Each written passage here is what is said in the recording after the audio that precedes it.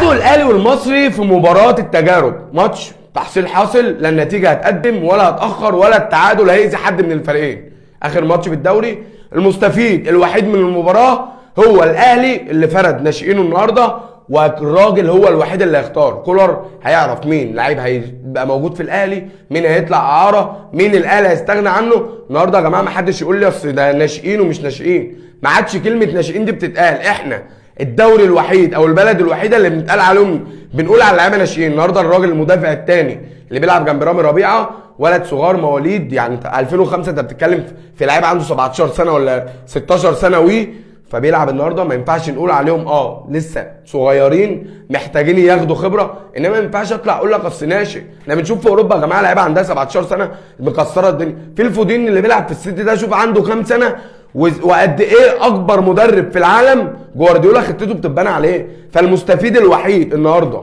من مباراه الاهلي والمصري هو الاهلي وكولر، اللي هيعرف مجلس اداره الاهلي مين اللعيبه واحتياجاته اللي هتبقى موجوده معاه، ومين اللاعب اللي الاهلي هيستغنى عنه، ومين اللاعب اللي الاهلي هيطلعه اعاره يكتسب خبرات ويرجع الاهلي زي بالظبط الاهلي ما عمل مع محمد شكري. شفنا النهارده الراجل اللي اسمه كريم زعلوك، شفنا لعيبه كتيره بدا كولر يدون كل الكلام ده. هتبان الايام الجايه الفتره الجايه بالذات مين اللعيب اللي هيبقى موجود في خطه كولر وهينفذ طريقه لعبه، من مين اللعيب اللي مش هينفع الاهلي خالص.